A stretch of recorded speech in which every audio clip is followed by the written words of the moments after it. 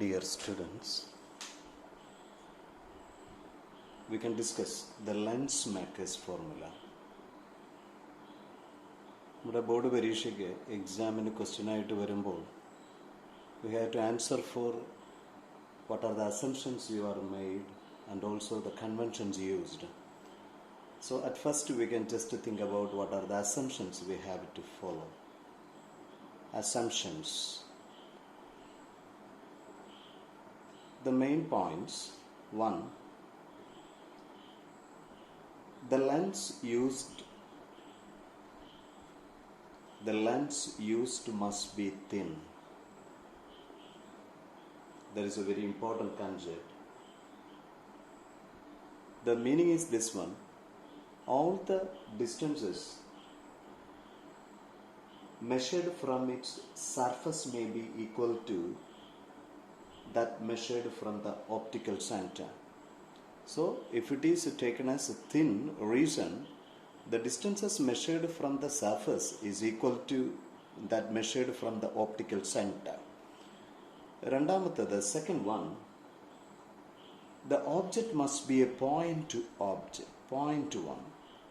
Size വളരെ കുറഞ്ഞ ഒരു ഒബ്ജക്റ്റ് ആയിരിക്കണം. That is the second assumption. And the third one, the aperture of the lens must be small. Aperture എന്ന് പറയുമ്പോൾ ഓർക്കണം, നമ്മുടെ സ്പെറിക്കൽ ലെൻസിൻ്റെ എഫക്റ്റീവ് ഡയമീറ്ററിനെയാണ് നമ്മൾ അപ്പർച്ചർ എന്ന് പറയുക. It must be small. So that is A very important another concept. And the fourth one, all the rays under consideration are paraxial. Paraxial means that rays should be parallel to the principal axis. And the fifth one, the angles made with respect to the normals are, and also with respect to the principal axis, are small. ഇത്രയും assumptions ആണ് നമ്മൾ derive ചെയ്യുമ്പോൾ ഉപയോഗിക്കുക. അതോടൊപ്പം നമ്മുടെ കൺവെൻഷൻസും ഓർത്തിരിക്കുക. വളരെ പ്രധാനപ്പെട്ട conventions. The distances measured, all the distances are measured from the optic center, that are measured along the direction of our incident light. They are taken as positive. Opposite to that are taken as negative. And also with respect to the principal axis, that is drawn to the perpendicular to the principal axis, and upward direction are taken as positive, and downward direction are taken as negative. So these are the assumptions and sign conventions we have to use before attempting our lens makers formula. അപ്പോൾ ഈ lens makers ഫോർമുലയിലേക്ക് വരുന്നതിന് തൊട്ട് മുന്നേ നമ്മുടെ മനസ്സിൽ വരേണ്ട മറ്റൊരു വളരെ പ്രധാനപ്പെട്ട കൺസെപ്റ്റ്, നമ്മൾ സിംഗിൾ റിഫ്രാക്റ്റിംഗ് സർഫസിൻ്റെ ഫോർമുലകളെ കുറിച്ച് നമ്മൾ പഠിച്ചായിരുന്നു. സിംഗിൾ റിഫ്രാക്റ്റിംഗ് സർഫസ്, അതിനെക്കുറിച്ച് ഒന്ന് നമുക്ക് റിവൈസ് ചെയ്തിട്ട് നമ്മുടെ കൺസെപ്റ്റിലേക്ക് പോവാം. അപ്പോൾ നമ്മൾ അവിടെ പറഞ്ഞ ഒരു വളരെ പ്രധാനപ്പെട്ട കൺസെപ്റ്റ് എന്ന് പറയുന്നത്, suppose we are with a refracting surface of refractive index n2, A with a refractive index as n1. So keep in mind, an object is placed here, the one ray is coming. So after refraction, it gives an image in the denser medium, and this distance is represented as u, and this distance as we represented as v, and also the spherical concept got the center of curvature, that distance are marked as r. Then we said the very important concept as minus mu1 by u plus mu2 division by v is equal to, so we get the value as mu2 minus mu1, that division by r. So ഈ വളരെ പ്രധാനപ്പെട്ട ഒരു concept നമ്മൾ പഠിച്ചു. അപ്പോൾ ഇവിടെ നമ്മൾ എടുത്ത കൺസെപ്റ്റ് മാത്രം മനസ്സിലോർക്കുക. The object is in the first medium and the image is in the second medium. then we can use this concept. അപ്പോൾ നമ്മൾ ഇത്രയും പ്രിലിമിനറി ആയിട്ടുള്ള കൺസെപ്റ്റ് വെച്ചിട്ട് നമുക്ക് ലെൻസ് മേക്കേഴ്സ് ഫോർമുലയിലേക്ക് ഒന്ന് പോവാം. ശ്രദ്ധിക്കുക. അപ്പോൾ അതിനെ നമ്മൾ ബേസിക് ആയിട്ട് കൺസിഡർ ചെയ്യേണ്ട കാര്യങ്ങൾ ഓർക്കുക. സോ നമ്മളൊരു സ്പെറിക്കൽ കൺസെപ്റ്റ് നമ്മൾ എടുത്തു. സോ സി, ഇതൊരു സിംഗിൾ റിഫ്രാക്റ്റിംഗ് സർഫസ് ആണെന്നിരിക്കട്ടെ. സോ അതിനെ ഒരു സ്പിയറിന്റെ പാർട്ടായിട്ട് നമ്മൾ കൺസിഡർ ചെയ്യുമ്പോൾ see it got a centre. So with respect to the principal axis, so that one, that is I am marked as a C1. So this is first refracting surface. So see, from this one we have to form a lens. So I am cutting that one. ഇതിനെ ഒരു ലെൻസാക്കി മാറ്റാൻ വേണ്ടി ഇവിടെ നിന്ന് ഞാൻ cut ചെയ്തെടുക്കുകയാണ്. അപ്പോൾ രണ്ടാമത്തെ, അപ്പോൾ ഇത് ഫസ്റ്റ് സർഫസ് ആണ് നമ്മുടേത്, ഇത് രണ്ടാമത്തെ സർഫസ് കിട്ടിയാണ്. അപ്പോൾ ആ കട്ട് ചെയ്യുന്ന സമയത്ത് നമുക്ക് തന്നെ അറിയാം it becomes a part of a sphere. അതൊരു മറ്റൊരു സ്പിയറിന്റെ പാർട്ടായിട്ട് മാറുകയാണ്. അപ്പോൾ അതിനൊരു സെന്റർ ഉണ്ടായിരിക്കും. അപ്പോൾ നമ്മൾ സെക്കൻഡ് സർഫസ് ആയതുകൊണ്ട് അതിന്റെ സെന്ററിനെ നമുക്ക് C2 എന്ന് നമുക്ക് പറയാം. അപ്പോൾ ഈ റിഫ്രാക്റ്റിംഗ് സർഫസ് ഇരിക്കുന്ന മീഡിയം നമ്മുടെ വണ്ണിനെ നമ്മുടെ അതിന്റെ റെയറർ മീഡിയത്തിന്റെ റിഫ്രാക്റ്റീവ് ഇൻഡെക്സ് തന്നെ ഇരുന്നോട്ടെ, ഇവന്റെ റിഫ്രാക്റ്റീവ് ഇൻഡെക്സ് N2 എന്ന് തന്നെ ഇരുന്നോട്ടെ. അപ്പോൾ നമുക്കിവിടെ ലെൻസ് കൺസ്ട്രക്റ്റഡ് ആയിരിക്കുകയാണ്. അപ്പോൾ അതിൽ ഓർക്കുക, നമ്മുടെ സിംഗിൾ റിഫ്രാക്റ്റിംഗ് സർഫസ് ആദ്യം വെച്ചു, അതിനെ കട്ട് ചെയ്തെടുത്തു. അപ്പോൾ അവിടെ നമ്മുടെ ഒരു ഇതേപോലെ ലെൻസ് എന്ന് നമ്മൾ പഠിച്ചിരിക്കുന്ന കൺസെപ്റ്റിലേക്ക് നമുക്ക് എത്തിക്കഴിഞ്ഞു. ഇനി എങ്ങനെയാണ് നമ്മുടെ ബാക്കി ഫോളോ അപ്സ് എന്നുള്ള കാര്യം ശ്രദ്ധിക്കുക. സോ ആദ്യം നമുക്കൊരു ഓബ്ജക്റ്റ് നമുക്ക് കണ്ടുപിടിക്കാം. സി, ഒരു point object is placed here. Point object O. So one ray is coming to the first refracting surface. So it needs to refract. So it needs a normal. So to the first refracting surface, the normal is nothing but the radius there. So with respect to the center of curvature, C1. So this is the normal one. Suppose I am representing as M. So after that it must refract, so bend towards the normal, so that will bend. If there is no cutting here, there is only the denser medium, so that will continue like this one, and because of the ray coming from like this one, and it merges here and image is formed here. I am marked as I1. See, once again ശ്രദ്ധിക്കുക. അപ്പോൾ ഈ ഒരു point ഇവിടെ വന്നു, say at the point A. So we can say as at the point A. See, അത് വന്ന് refract ചെയ്തു. ഇവിടെ ഈ കർവ് ഇല്ലായിരുന്നുവെങ്കിൽ ഉറപ്പായിട്ടും അവൻ ഈ ഡെൻസർ മീഡിയത്തിൽ I1 എന്ന് പറയുന്ന പോയിന്റിൽ വന്ന് മെർജ് ചെയ്ത് നമുക്കൊരു ഇമേജ് അവിടെ കിട്ടും. സോ അങ്ങനെയാണെങ്കിൽ ഇതിനെ നമുക്കൊരു ഓപ്റ്റിക് സെന്റർ എന്നുള്ള ഒരു കൺസെപ്റ്റിലേക്ക് നമുക്ക് എടുത്താൽ നമുക്ക് ഉറപ്പിച്ച് പറയാം, ഓബ്ജക്റ്റ് ഡിസ്റ്റൻസ് എന്ന് പറയുന്നത് we can denote as U. So here I1, it's A location we can write as say V1 for it is an intermediate one. And the next one, നമുക്ക് ആദ്യത്തെ റേഡിയസ് കർവേച്ചർ അക്കൗണ്ട് ആക്കണം. So with respect to C1, so it is R1. So how നമുക്ക് അതിനെ mathematically express ചെയ്യാൻ പറ്റും? അപ്പോൾ സിമ്പിളായിട്ട് നമുക്കറിയാം, ഇമേജ് ഇരിക്കുന്ന മീഡിയം mu1 ആണ്. So simply mu1 division by the object distance plus the second medium, denser medium, and its image distance we marked as V1 equal to, yes, it is nothing but mu2 minus mu1 by that radius as R1. അപ്പോൾ ഇതാണ് നമ്മുടെ first കേസിൽ നമ്മൾ മനോഹരമായിട്ട് പറഞ്ഞ condition. ഇത് clear ആയി. അപ്പോൾ ഒരിക്കൽ കൂടെ നമ്മുടെ മനസ്സിലേക്ക് വരണം, അത് തെറ്റ് വരരുത്. സോ ഓബ്ജക്റ്റിൽ നിന്ന് വരുന്ന റേ നമ്മുടെ ഈ പോയിന്റിൽ വെച്ച് റിഫ്രാക്ട് ചെയ്തു. പക്ഷെ അവിടെ ഒരു പ്രത്യേകത എന്ന് പറയുന്നത് we need the normal, so bend towards it.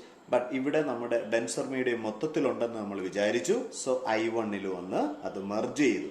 So rarer മീഡിയത്തിൽ ഓബ്ജക്റ്റ്, ഡെൻസർ മീഡിയത്തിൽ ഇമേജ്, നമ്മുടെ ഇക്വേഷൻ എഴുതി. So we can code it as 1. പക്ഷെ നമ്മൾ ശ്രദ്ധിക്കേണ്ട മറ്റൊരു കാര്യം, ഇത് ആക്ച്വലി ഈ ഒരു പോയിന്റിൽ വെച്ച് നമ്മൾ അതിനെ കട്ട് ചെയ്തെടുത്തിരിക്കുകയാണ്.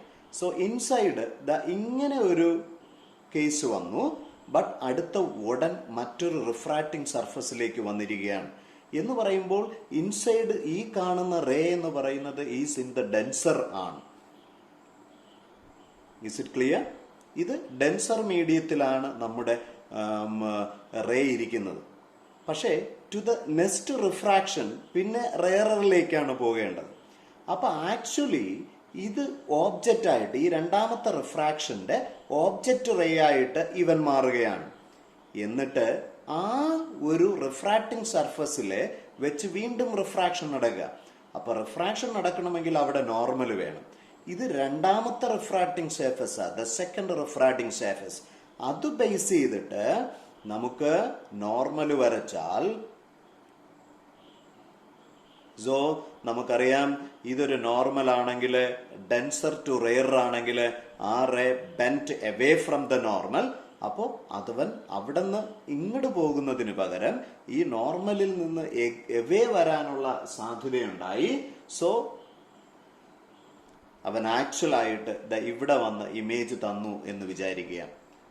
അപ്പം രണ്ടാമത്തെ റിഫ്രാക്ഷൻ കടന്നു കഴിഞ്ഞപ്പോൾ ഇവിടെ കിട്ടി. അപ്പൊ നമ്മുടെ മനസ്സിൽ വരേണ്ടത്, ഫസ്റ്റ് റിഫ്രാക്ഷൻ കഴിഞ്ഞുണ്ടായ ഇമേജ് ആണ് സെക്കൻഡ് റിഫ്രാക്ഷന്റെ ഓബ്ജക്റ്റ് ആയിട്ട് പ്രവർത്തിച്ചത്. അവൻ ആ ഓബ്ജക്റ്റ് യഥാർത്ഥത്തിൽ ഇവനാണ്. ഇവൻ ഈ റിഫ്രാക്ഷൻ, ഈ രണ്ടാമത്തെ റിഫ്രാക്ഷൻ, അപ്പൊ നമുക്ക് അതിനെ ഒന്ന് ബൾജ് ചെയ്ത് വരച്ചാല് ഇതിങ്ങനെ. അപ്പോൾ ആക്ച്വലി ഇങ്ങനെ ഇരുന്നു, നമ്മുടെ ഈ റേ വന്നു, ഇവിടെ നിന്ന് ഇങ്ങനെ പൊക്കൊണ്ടിരുന്നു. പക്ഷെ ഇവിടെ വെച്ച് നമ്മൾ കട്ട് ചെയ്തു. അപ്പൊ ഇത് കട്ട് ചെയ്ത് കഴിഞ്ഞപ്പോഴേ ശ്രദ്ധിക്കേണ്ടത്, ഇവിടെ വെച്ച് ഇവിടെ ഒരു മറ്റൊരു റിഫ്രാക്ഷൻ നടക്കുകയാണ്.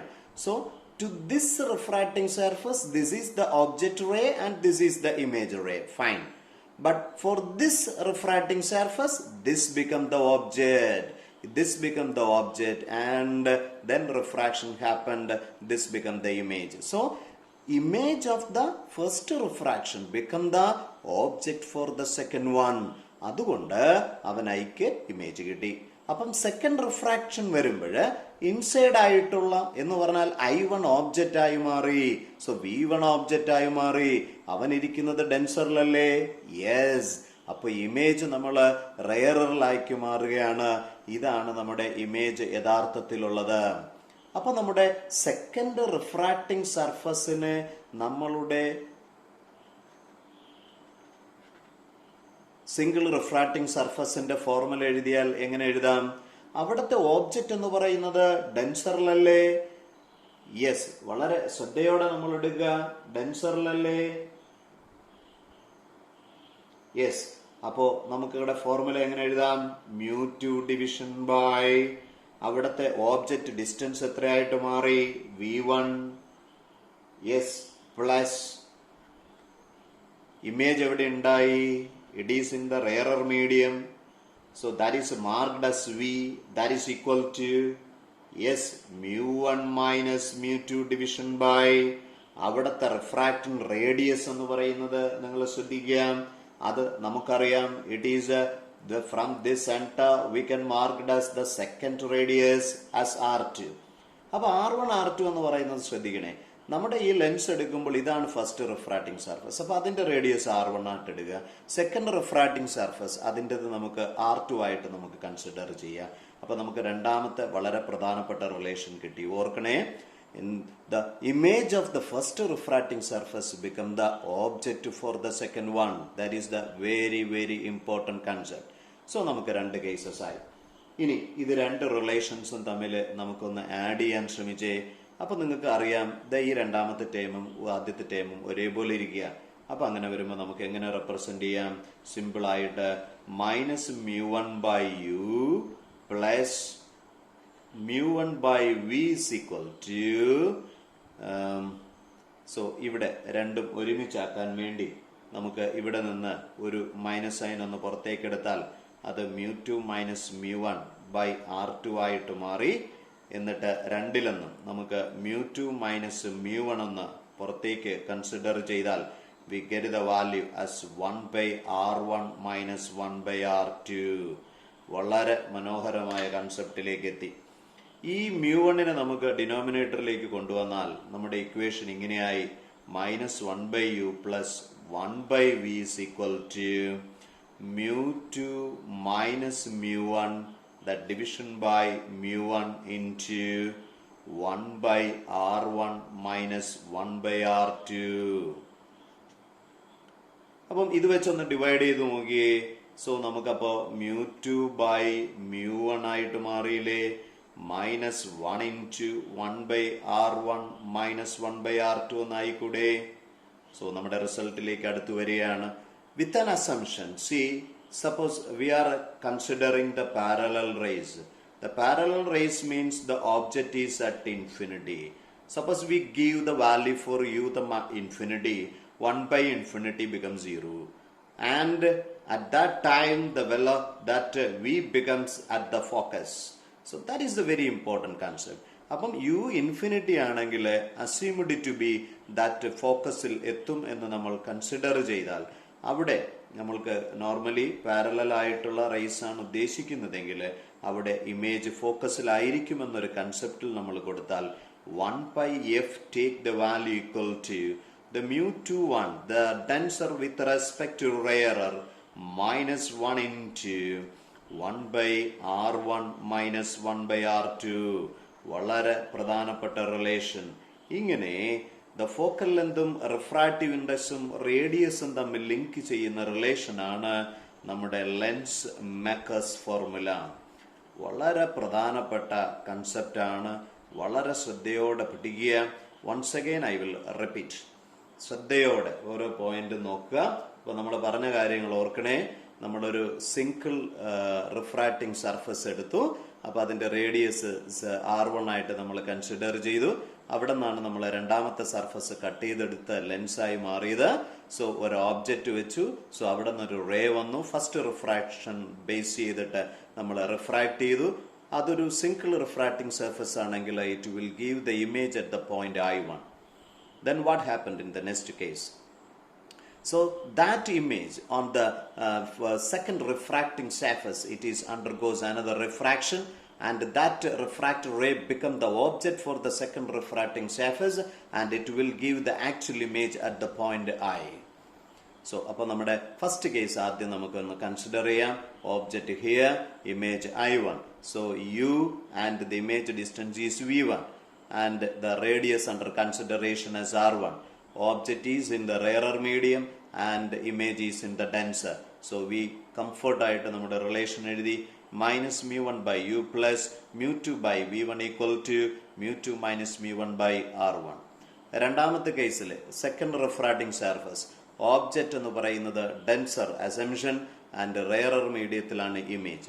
So we take -m2 by object distance is v1 and image distance is not v1, it is v. It is a v. So mu1 by v equal to mu1 minus mu2 by r. പിന്നെ നമ്മൾ ചെയ്തത് ഇത് രണ്ടും same ആയിട്ട് വരാൻ വേണ്ടി ഒരു minus പുറത്തേക്ക് എടുത്തു. എന്നിട്ട് ഇത് രണ്ടും തമ്മിൽ ആഡ് ചെയ്തു. ആഡ് ചെയ്തപ്പോഴും നമുക്ക് ഇങ്ങനെ ഒരു റിലേഷൻ എത്തി. Then we give a simple assumption that object is at infinity, then the image is at the focus. You get the very, very important relation. So that is the lens makers formula.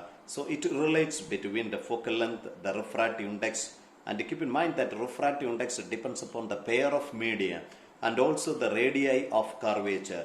രണ്ട് സർഫസിന്റെയും റേഡിയസുമായിട്ട് അത് ബന്ധപ്പെട്ടിരിക്കുന്നു എന്നുള്ള കാര്യം വളരെ കൃത്യതയോടെ നിങ്ങൾ അറിയുക.